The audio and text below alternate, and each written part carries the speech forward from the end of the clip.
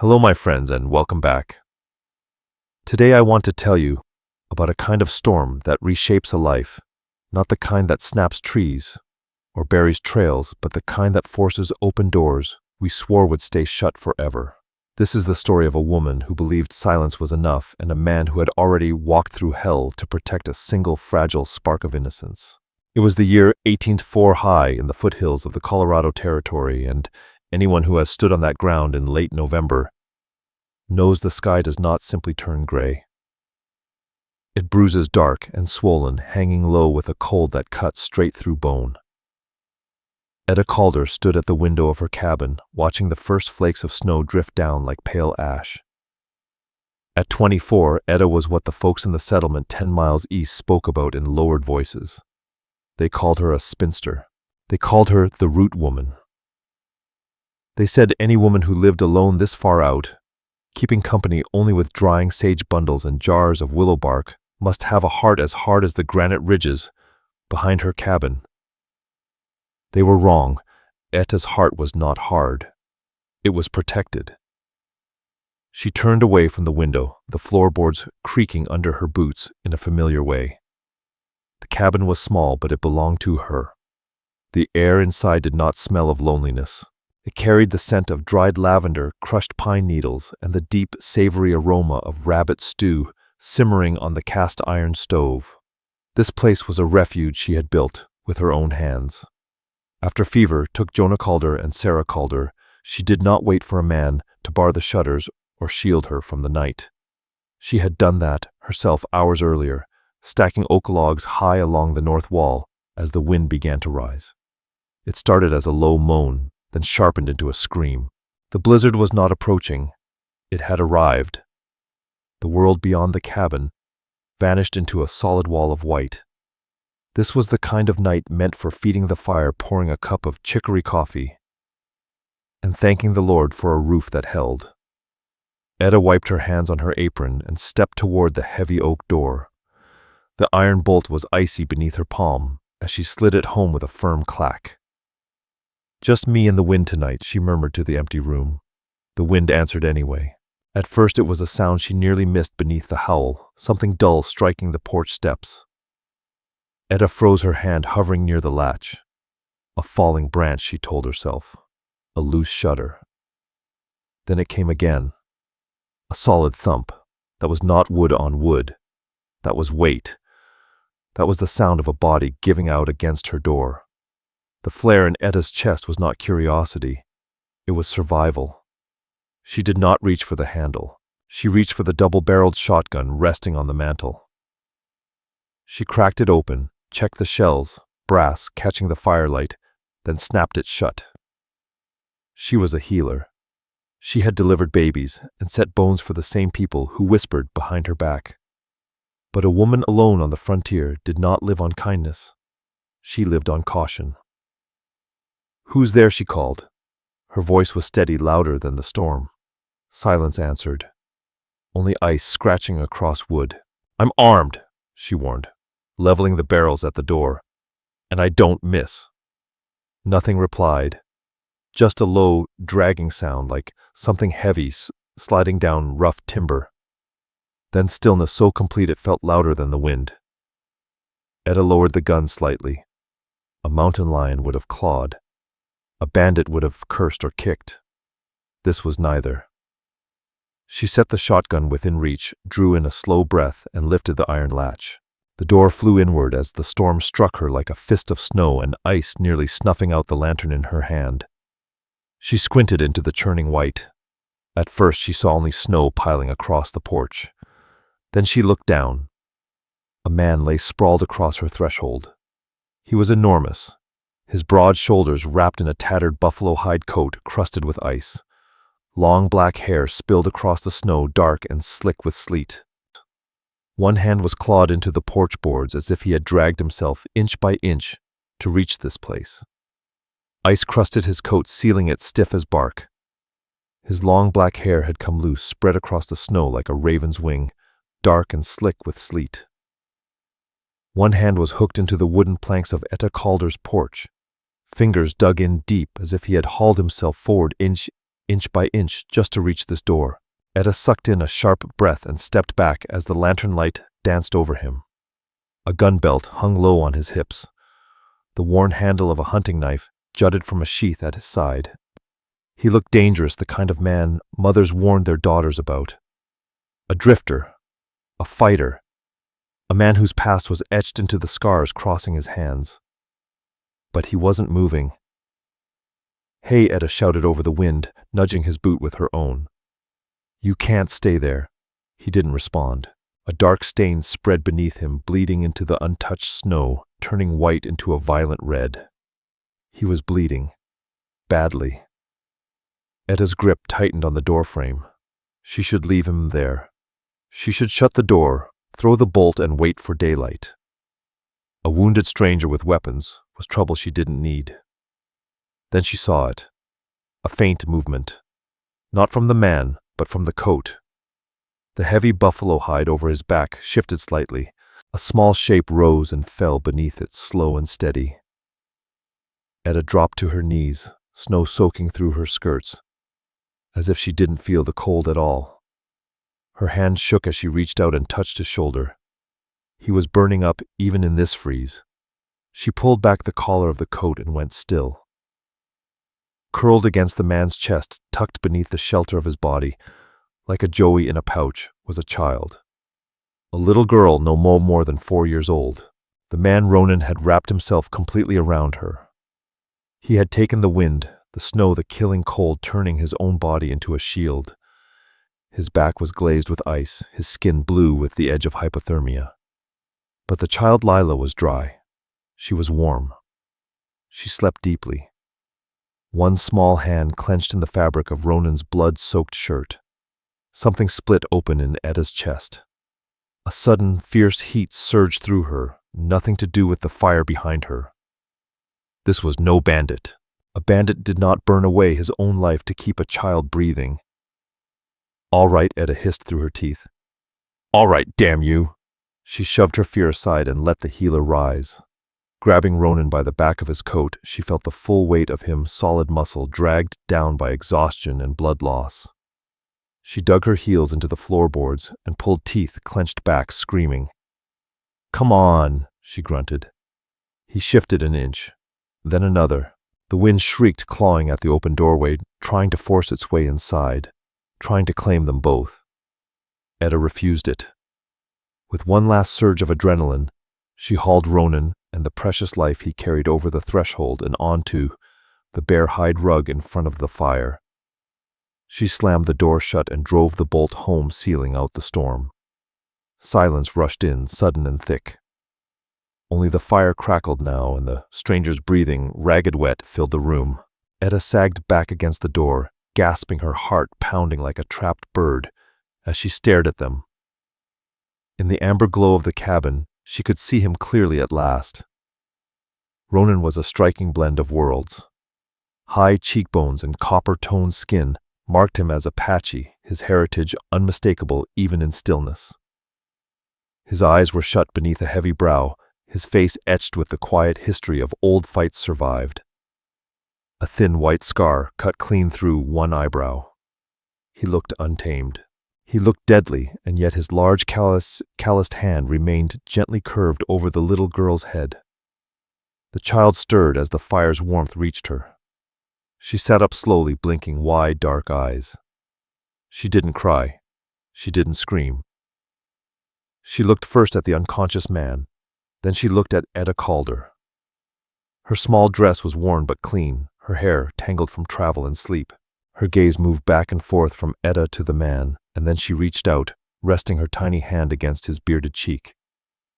"Papa," she whispered. The word was barely sound at all. The man didn't stir. Etta pushed herself away from the door. She was not a spinster tonight.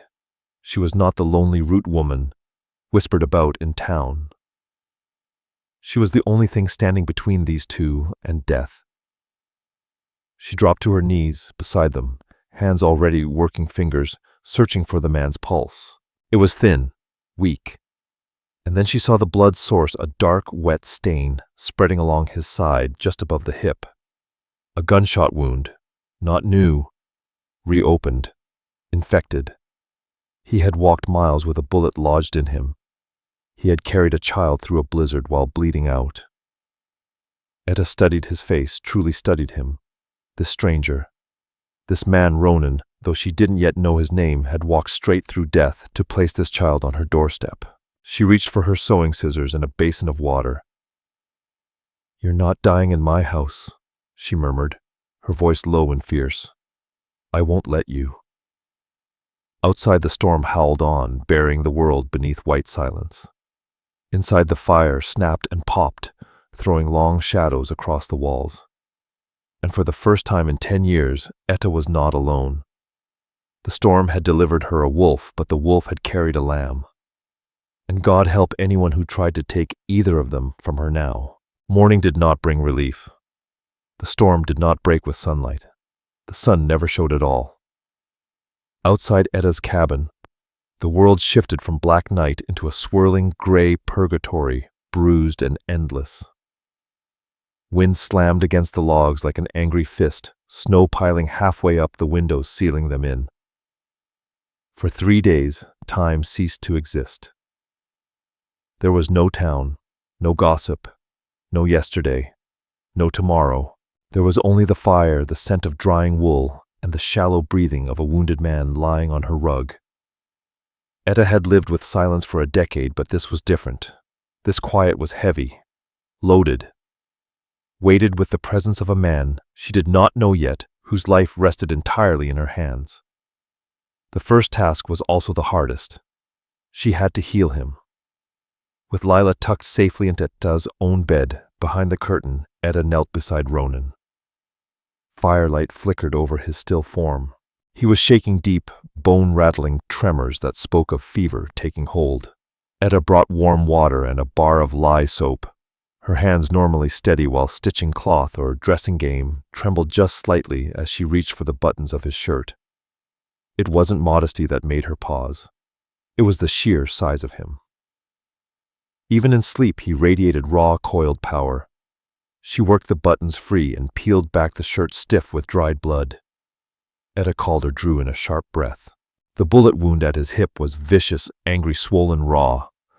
But it was the rest of him that made her chest tighten. His torso told a story of endurance. As she dipped a cloth into warm water and began to wipe away the trail's grime, she read it written across his skin. Thin white scars traced old knife fights long healed. A jagged ridge marked his shoulder, likely a fall, maybe a horse's hoof. And then there were others. 2 lines across his back, faint crossing welts from a whip, old scars, perhaps from childhood, marks left by a world that had punished him for being too much of one thing or never enough of another. He was half Apache, half white, and it seemed both sides had tried to carve their cruelty into him. She washed him with a reverence she hadn't expected to feel. The water in the basin blushed pink, then darkened. Mud lifted from his chest. Dried blood loosened at his neck. Beneath her hands, the hard set of his muscles began to ease, fever heat pressing against her cooler palms. She wasn't just cleaning wounds. She was stripping away the judgment the world had laid on him. In her cabin, with his weapon set aside in his coat, he was not a savage or a criminal. He was a man, a wounded man, a man who had taken too many blows meant for someone else. She packed the wound with yarrow and honey, bound it tight with clean linen. When she finished, she brushed a damp lock of black hair from his forehead. His skin burned, but his breathing had deepened. He was fighting, and Etta knew by the stubborn line of his jaw that Ronan was a man who won his fights. He woke on the second day. Etta was at the stove stirring corn mush when the sudden scrape of boot heels cut across the floorboards. She spun. Ronan was upright, swaying pale as milk beneath the dark stubble of his beard, but on his feet. His eyes were wide, dark, fever bright and frantic. A wolf waking in a trap. His hand flew to his hip, grasping for a gun that wasn't there. "Where is she?" he rasped, voice like broken glass and gravel. "Where's the girl?" He staggered toward the door, eyes skidding around the room. He didn't see Etta. He saw only a cage. He tore his heavy coat from the hook. Movements jerky and uncoordinated. You need to sit down, Etta said, calm and firm, the tone she used on a spooked stallion. You'll tear your stitches. He ignored her, driven by instinct alone. I have to go. They're coming. I have to. He groaned, clutching his side as pain buckled his knees. He grabbed the table to stay upright, breathing hard through his nose. Where's the girl? She's asleep, Etta said, stepping between him and the door. She wasn't holding a weapon. She held a ladle and wielded it with a general's authority. She's safe, and you aren't going anywhere. Ronan finally looked at her, really looked. His eyes narrowed. He saw a woman in a plain calico dress, hair pulled back in a severe bun, standing barely 5 feet tall against his 6 feet of swaying muscle. Move, he growled. I bring danger. Woman, if I stay, they'll find us. He trailed off the words, catching before he could finish. The thought was too dark to give voice to. He tried to shoulder past her. Etta Calder didn't move an inch. She set her palm flat against his uninjured chest. The contact startled them both, his fevered heat against her cool steadiness. Listen to me, she said, her voice dropping lower, steel wrapped in velvet. Look outside. Ronan blinked, thrown by hearing his name. He turned his head toward the window.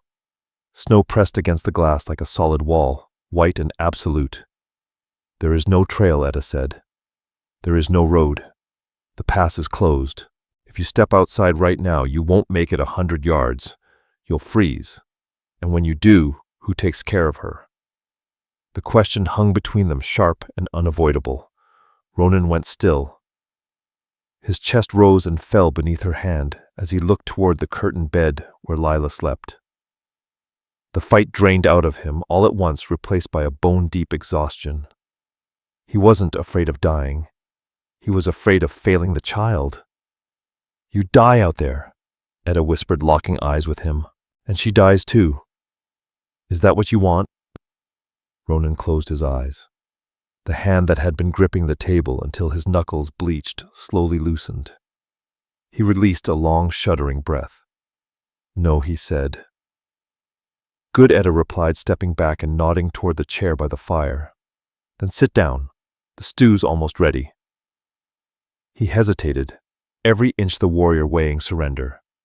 Then slowly he limped to the chair and sank into it. I didn't thank her. He only watched her. His dark eyes followed her movements around the kitchen with a mix of suspicion and awe. She was the first thing in a long time he couldn't intimidate and couldn't outrun. By the third day, the cabin felt different. The storm still raged outside, burying the world in silence. Inside, the air had softened. The razor edge of fear had dulled into a tentative domestic rhythm. They were sealed inside a snow globe, a tiny world of 3. Etta watched from the table as Ronan sat by the hearth. The fever had broken during the night, leaving him weak but clear-headed. He was no longer a cornered animal. He was quiet, alert, and unexpectedly gentle.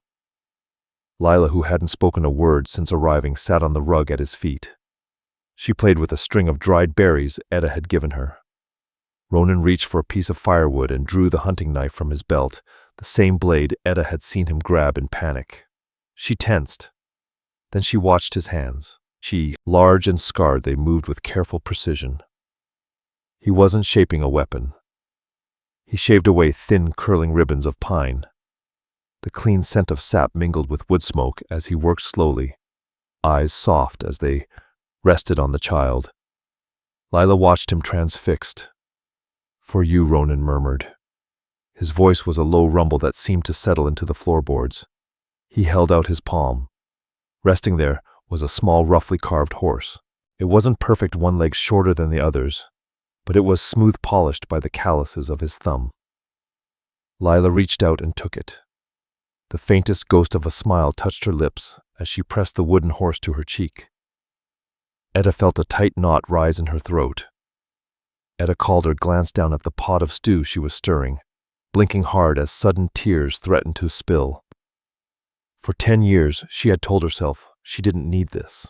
that she didn't need the noise of a family, the clutter of other lives moving through her space. She had convinced herself that quiet was better than companionship. But watching this scarred, dangerous man carve a toy for a silent orphan, Etta understood just how cold her version of peace had been. She ladled the stew venison thick with root vegetables into heavy bowls.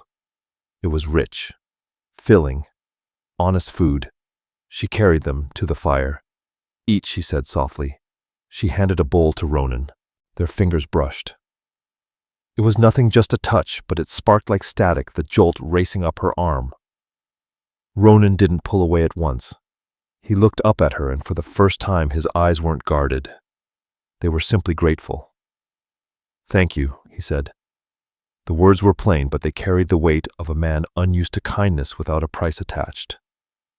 The cabin, so often vast and empty around her, felt suddenly full. It felt warm. It felt like home. That night, the wind finally began to ease. The howl faded to a low whisper, leaving behind a silence that felt watchful. Lila slept in the bed behind the curtain. Ronan and Etta sat in the 2 rocking chairs near the dying fire. The embers glowed deep orange, pulsing softly. The closeness of the dark room loosened words that had been held tight for days. "You're not a kidnapper," Etta said. It wasn't a question. It was a fact. She kept her eyes on her knitting needles, clicking in steady rhythm. Ronan stared into the fire. A long moment passed before he answered. "The paper in my pocket says I am." "Paper lies," Etta replied. "Men lie. Scars don't." She looked up at him then. "You carry that girl like she's made of glass. A man who steals children for profit doesn't cover them with his own body in a blizzard."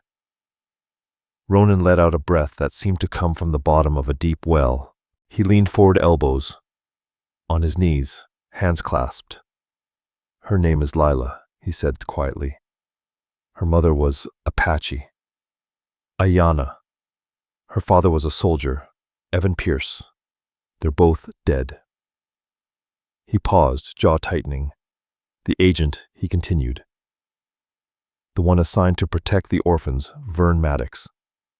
He was selling them, not to families, to labor camps, to men who wanted servants, or worse." Etta's knitting needles stilled. The fire cracked sharply in the silence. "I went to the agency looking for my sister's boy, Ronan."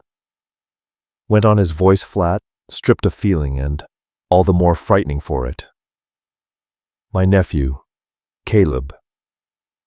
He was already gone, sold south." He stared at his hands, turning them over as if surprised they were clean. "But I saw Lila. She was next. They had her tied to a chair in the back room because she wouldn't stop crying." He swallowed. "I didn't plan it. I just couldn't leave her. I took her, and when the agent tried to stop me, I put him down." Ronan lifted his gaze to Etta, bracing himself. He expected her to recoil, expected the horror of a proper woman confronted with violence.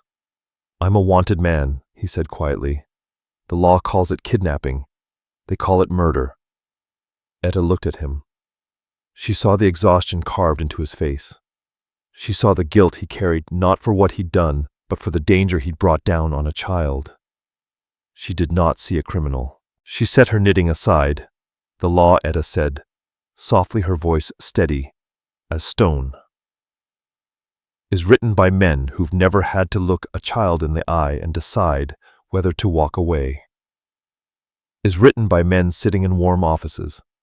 Etta Calder finished quietly. "Men who've never had to look a child in the eye and tell them they're alone."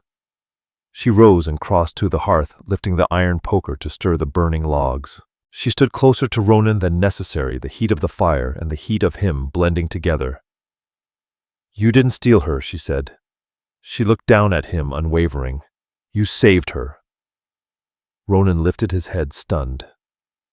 For weeks he had been running, hunted like an animal, branded a savage, a devil, a mistake. And here at the far edge of the world, inside a small mountain cabin, a woman with flint-hard eyes and hands gentle as rain was telling him he was a hero. The air shifted. It thickened, charged with something deeper than gratitude. Ronan stood, wincing as the wound tugged at his side, but he ignored it. He was close to her now, close enough that she could smell wood smoke on his skin, the faint trace of soap she had used on him. He searched her face, dark eyes scanning for fear. There was none.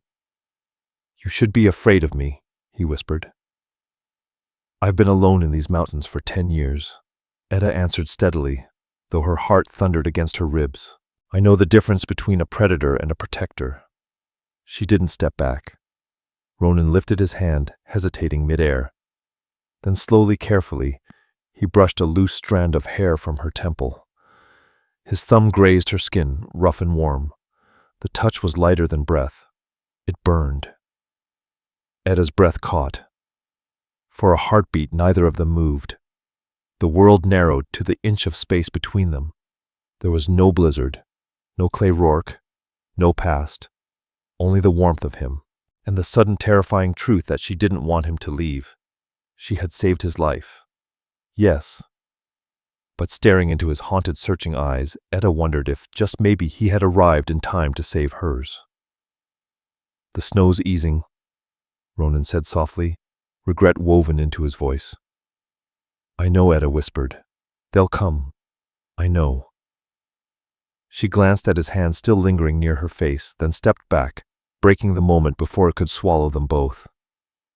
"Get some rest, Ronan," she added, her voice unsteady. Tomorrow we figure out how to keep you both alive."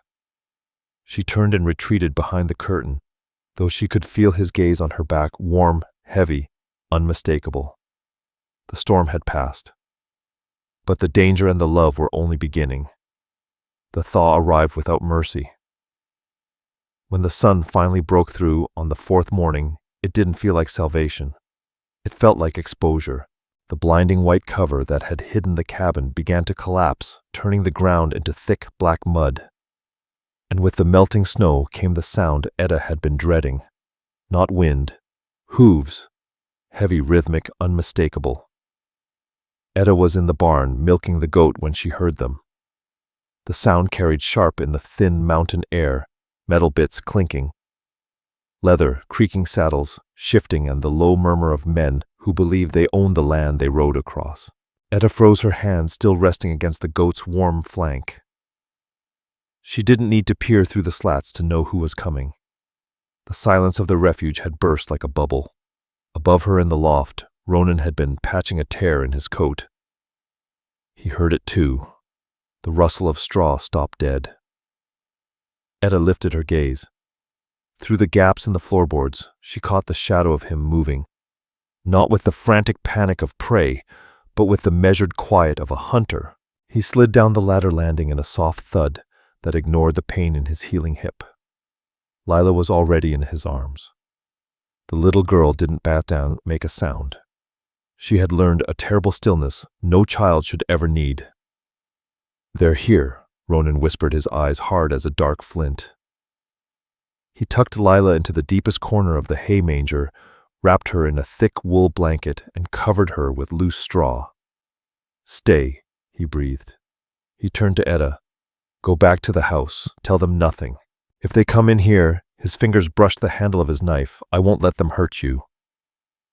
"No fighting," Etta hissed, catching his wrist. Her grip was firm, surprisingly strong. "Not unless I say so. You stay hidden. You trust me." She didn't wait for his reply.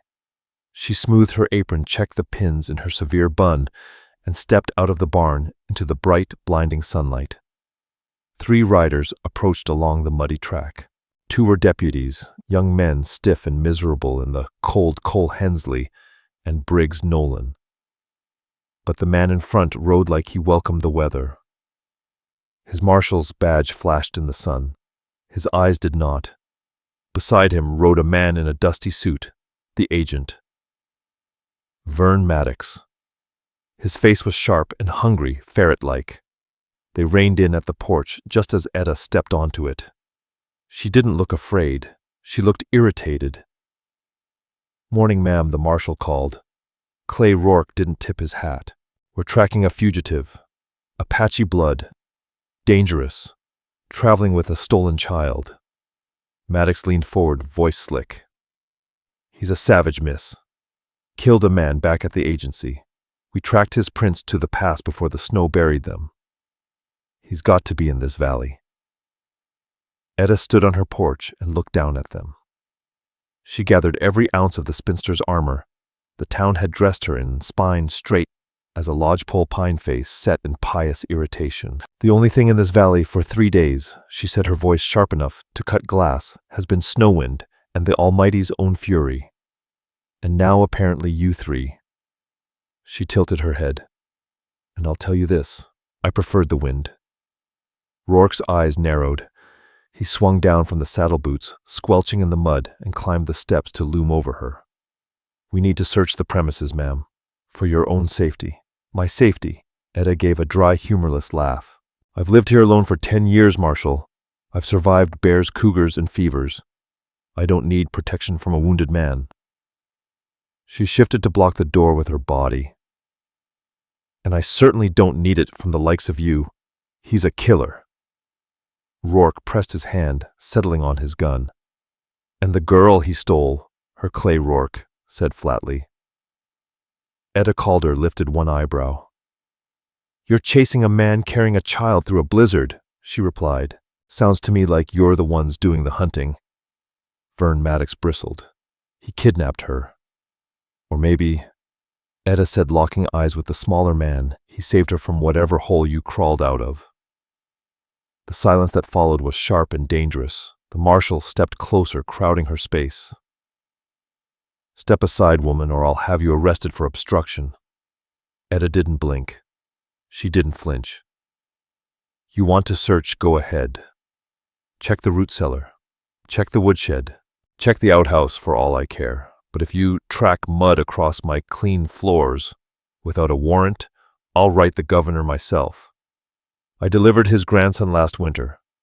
Or did you forget? It was a bluff. She had delivered the governor's niece's baby. But it was spoken with such cold certainty that Rourke hesitated. He studied her face, hunting for a crack. He found none. Check the barn, he snapped to his deputies.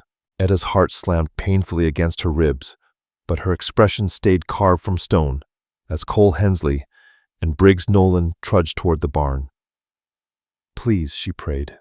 Please. The barn doors flew open. She heard hay rustle wood shift. A pitchfork stabbed into a mound of straw. Etta held her breath. If Lila cried. If Ronan moved. Nothing here, Boss One deputy called. Just a goat and a mean mule. Rourke stared at Etta for a long moment. If you see him, he warned quietly, you don't help him. You put a bullet in him. He's an animal. The only savage thing I've seen today, Marshal Etta said, her voice dropping to a whisper that cut deeper than a shout, is your manners. Rourke spat near. Her boots swung back onto his horse and turned away. Let's go. He probably froze in the pass. Etta stood on the porch unmoving until they were nothing but dark specks on the horizon. Then her legs gave out. She grabbed the railing, gasping, shaking so hard her teeth rattled. She had done it. She had looked the law in the eye and lied, and she felt no guilt at all. She didn't go inside. She ran for the barn. Ronan, she whispered into the dim light. He dropped from the loft straw, clinging to his dark hair. He didn't look at her. He moved with frantic urgency, grabbing the saddle for the bay mare and slinging it over the rail. You have to leave, he said, not to her, but to the moment itself. They'll be back. Men like that smell lies. They circle. I know, Etta said. I'm leaving now. Ronan went on, yanking the cinch tight with angry jerking motions. I'll take the high ridge. Draw them away. They want me, not you. He reached for his bedroll. Etta stepped in front of him. And go where, Ronan, she asked. The pass is blocked. You have no food. You have a 4-year-old child and a hip that's barely knit together. I will not bring this down on you, Ronan shouted. It was the first time he had raised his voice. I won't let them burn your home because of me. You have a life here, Etta. You have safety. Safety. Etta let out a sound that was half laugh, half sob. Is that what you call this? Sitting alone in a cabin, watching the seasons turn, waiting to die without ever having lived. She grabbed his shoulders. He was shaking, rage, fear, and the brutal strain of trying to be honorable tearing through him. I watched those men today, Etta said, her voice trembling, then steadying with each word. I looked at them and then I thought of you. I thought of how you carved that little horse by the fire. I thought of how you held Lila in the storm. She lifted her face to his, meeting those dark, battered eyes.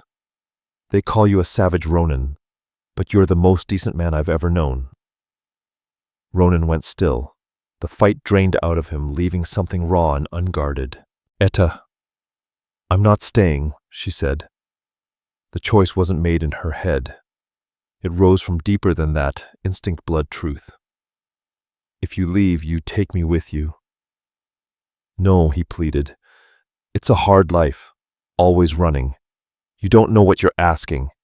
I know exactly what I'm asking, she cut in. She turned and pointed to the corner of the barn. My wagon is sound, iron-rimmed wheels, and I know the hidden trail through Painted Canyon. My father, Etta Calder, showed it to me before he died. No, Ronan said again. The marshal knows that pass. Etta turned back to him, eyes blazing. I can get us through, but only if we go together. Ronan stared at her, at the woman who had stitched his flesh, fed his hunger, and now stood ready to abandon her entire world to stand at his side. In that moment, he understood something clearly. He could not stop her. She wasn't a fragile thing to be guarded. She was the storm. You'd give up everything, he whispered, for a wanted man and an orphan. Etta reached for his hand, threading her fingers through his. Rough skin against rough skin, a vow without words. I'm not giving up anything, she said softly. I'm finally claiming something. She squeezed his hand. Hitch the team, Ronan. We ride at dusk. Ronan looked down at their joined hands, then out toward the horizon, where the sun was sinking, staining the sky in blood red and bruised purple. He nodded once. At dusk, he said. In that moment, the spinster and the scout vanished. In their place stood a family forged in fire and snow, ready to run straight into the wild. Dusk didn't simply fall that night. It collapsed over the mountains like a heavy curtain. The air thickened with the scent of wet earth and pine resin as Etta guided the wagon away from the only home she had known for 10 years. She didn't look back at the cabin. She couldn't. If she did, she might remember the jars of preserves on the shelf, the quilt her grandmother had sewn. Instead, she fixed her eyes on the narrow, twisting trail ahead, where moonlight barely skimmed the treetops. Ronan rode ahead on the bay mare, scouting the way, his silhouette cut sharp against the stars. Every few minutes, he circled back, his face grim but steady. The mud's deep, he said. Ronan leaned down from his saddle and spoke low. The tracks are washing out, but if we make the ridge before dawn, we're clear. I know this stretch. I know the way too, Etta Calder answered, tightening her grip on the leather reins. Trust the mules. They know this ground better than we ever will. What followed was a brutal test of faith. The trail Etta had promised was barely more than a scar carved into the mountain's flank, an old game path once used by elk and men with nothing left to lose. To the left rose a sheer wall of granite. To the right yawned a drop into pitch-black nothing, the roar of the swollen river below echoing up like a warning. For hours the only sounds were the groan of wagon wheels, the labored breathing of the animals, and the wind screaming through the canyon. Lila slept in the back, buried beneath blankets, unaware that her life balanced on the width of an iron rim. Then the mountain tested them. They reached a bend locals called the Devil's Elbow. Here the trail pinched tight, the earth chewed away by the storm. A 10-foot gap gaped in the path, slick with mud and loose shale. Etta pulled back on the reins.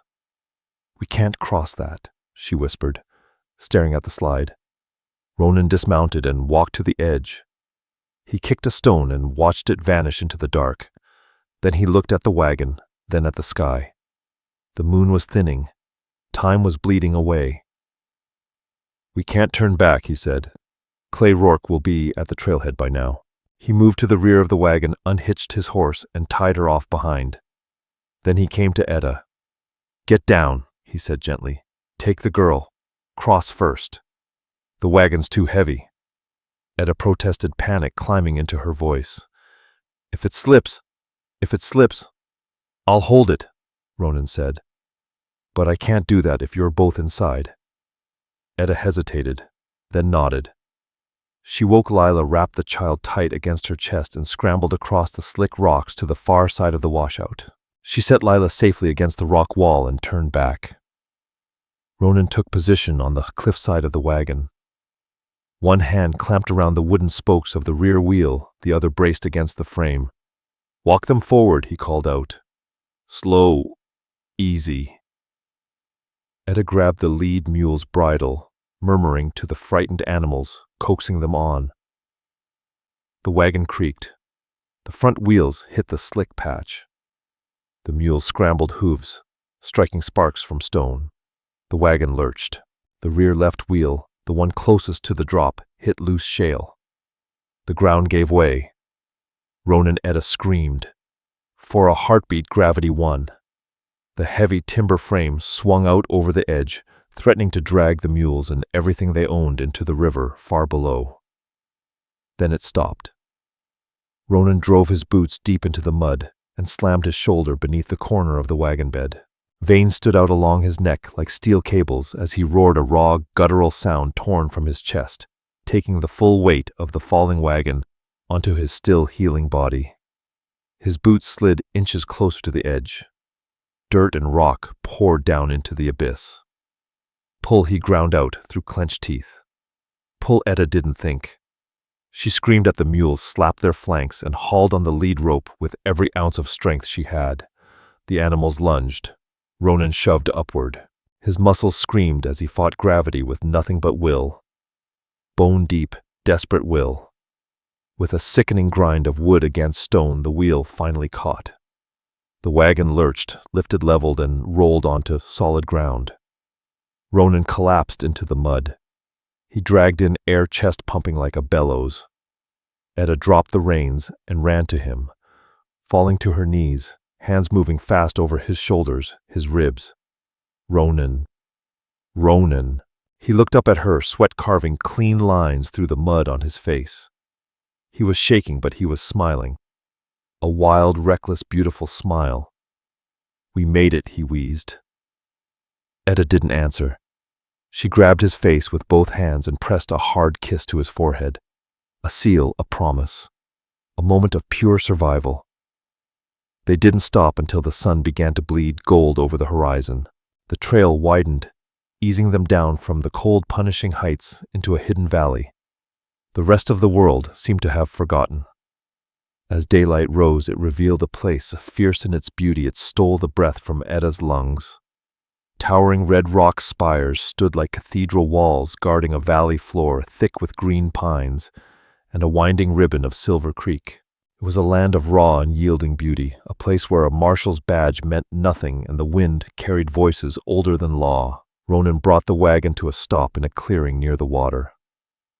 The silence here was different. Not the hollow quiet of Etta's old cabin, but a peaceful stillness, almost sacred. Etta climbed down, legs stiff. She lifted Lila from the wagon. The little girl rubbed her eyes, stared at the towering red stone, and gasped. "Painted," she whispered. "Yes," Ronan said, stepping beside them. "Painted Canyon. My mother's people camped here in winter. No white man's map marks this place." He turned to Etta. The rush of flight had drained away, leaving something clear and fragile behind. They were filthy, exhausted. They had lost nearly everything they owned.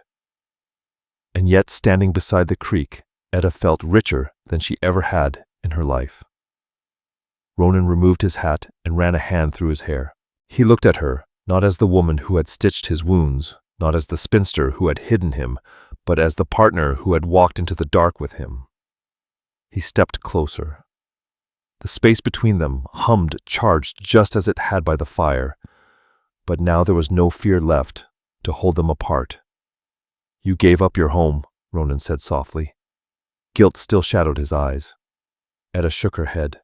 She reached for his hand, the hand that had held a wagon from falling, the hand that had carved a child's toy. "I didn't give up my home, Ronan," she said. "I left a house. There's a difference." He stared at her, throat working.